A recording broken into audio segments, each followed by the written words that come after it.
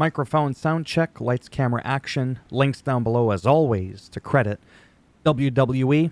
And again, the second link is going to be the official 15-minute full video recap, and hopefully my video is a lot shorter than that and a little bit more entertaining than just kind of going through the motions of reading the text here. So, check it out. Started off the show with the OG Bloodline. Roman Reigns and Jimmy came out.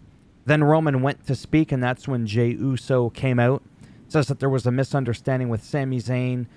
He's imploring Roman Reigns to just hear him out. So then Sami Zayn comes out. When the music hits, you should have seen Roman Reigns' eyes. He was like... not quite like that, but you get the idea. Sami says that the kick was an accident, and Roman Reigns seems to believe it. Sami says, look, man, I think you love me. And then Roman, what? He almost laughed again. Sami wants Roman to apologize, but not to him, to Jey Uso. He kind of refused to do that. He was yelling, this is about Solo. Never mind Sami. He ain't family. This, that, and the other thing. It was really harsh. I'm surprised he even said that after everything that they've been through. That was kind of like... that was a scripting mistake. I mean, he's on board. He even has a Yeet OTC shirt. I don't know. I'm just saying. He was... yeah, that whole thing with him not being happy with Sami, they shouldn't have made him say that, but it is what it is. So then backstage, Jey grabs Roman. He's like, come on, man. I told you. Just hear him out. And then Roman's like, why should I have to apologize? Why do you even care about that fool and all this sort of stuff? And Jay's like, this your one free pass for disrespecting me. Walks off. Jimmy's like, come on, bruh. What's wrong with you? He walks off. Dramatic. Bayley versus Candice, the Pixie Queen, the Poison Pixie, whatever. LeRae without Indy Hartwell. It is very odd to see her without her, because I'm just used to seeing the two of them together. This was a nice match. And Bayley won as Candice was faking the knee injury. But it was really interesting where Bayley kind of did like that little twist. I don't even know what that move is called, which is why I couldn't be a color commentator. And she, reversed the roll up the rim to win. And yeah, it was just cool. It was a nice match. And not much else to say about that one. Randy Orton. Oh, I got something to say about that. Randy Orton came out with a raspy voice. I don't know if he was like fighting a flu, whatever. It doesn't matter. Hope he's doing better, obviously. Kevin Owens was there at the ramp. The ref, the security was holding off. Then he pushed one of them out of the way, ran to the ring. So this isn't like one of those heel things where he's like, no, I'll do this on my time. This isn't the time, and acting all like a coward. No, he ran right there. And then he pile-drived Randy Orton. You might be thinking like, yeah, and? So just for a little context here, for a little perspective, that move was actually banned after SummerSlam of 1997, if you recall, when Owen Hart pile-drived Stone Cold Steve Austin and actually broke his neck. That's not the last time we saw it on television, though. During a classic match between CM Punk and John Cena. Yeah, that's right. I don't need my cheat sheet. In 2013... Punk pile-drived Cena.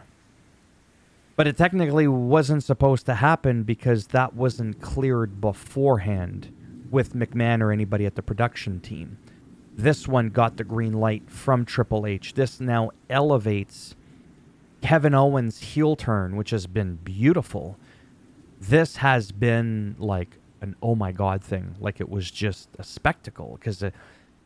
you could use a chair and a bat and a crowbar, but oh my god, the pile driver. Because even though wrestling is scripted and all that, right? Telling a story, most people know the pile driver's like...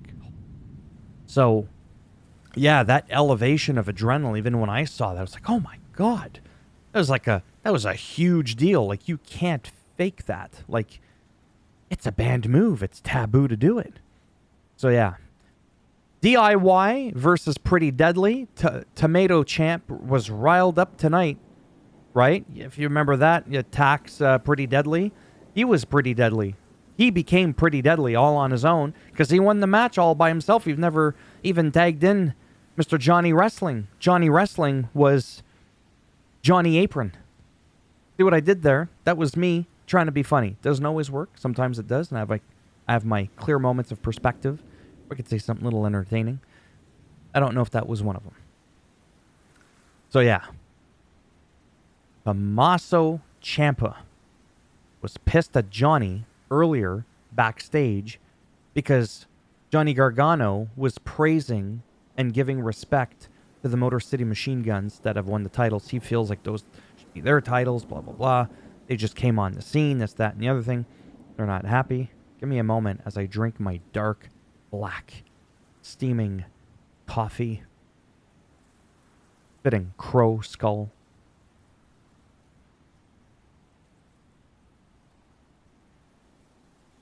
Pitch black. No sugar, no milk, none of that crap. So yeah, so that's that. And then backstage, it was the same thing. He threw a fit when the Street Profits said they're next in line to face them. And then Tommaso Ciampa did like tomato paste, and he just, you know what I mean? He just smeared out of there. That made no sense, but whatever. It did to me. So yeah, that was that. And then speaking of which, oh, and this was an interesting match. Just it's not something you see too often where there's like no tagging. What happened? Oh yeah, Nia and Tiffy. That was her plan to put that match together versus the women's tag team's champ, Bianca and Jade. It was a nice match, and then Candice came out. No, blah blah. Naomi came out as well. My goodness, and my ability to say her name came out as well. KOD from Bianca takes out Tiffy time in the time to count to 3. I always amaze myself.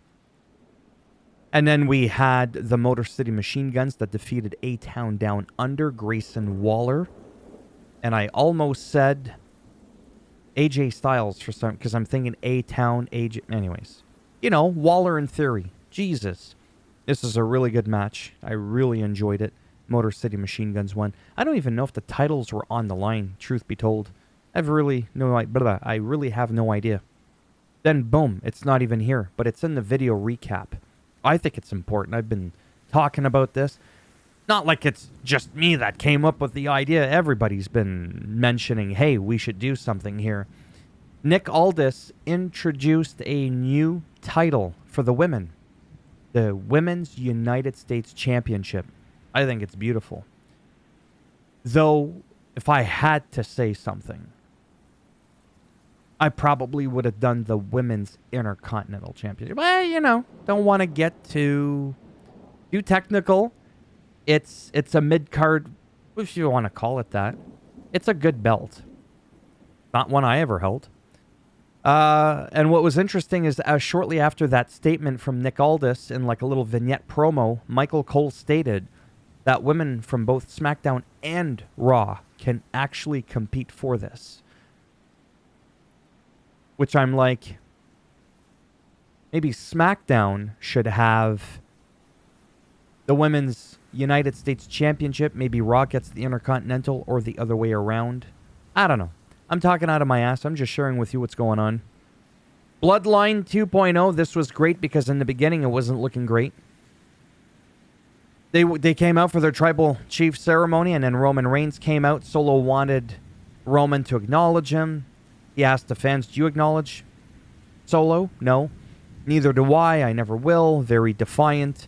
He gets attacked, but he did challenge Solo to a one-on-one match, and then the winner would be the only Tribal Chief. There would be no multiple Tribal Chiefs. There were people claiming to be it.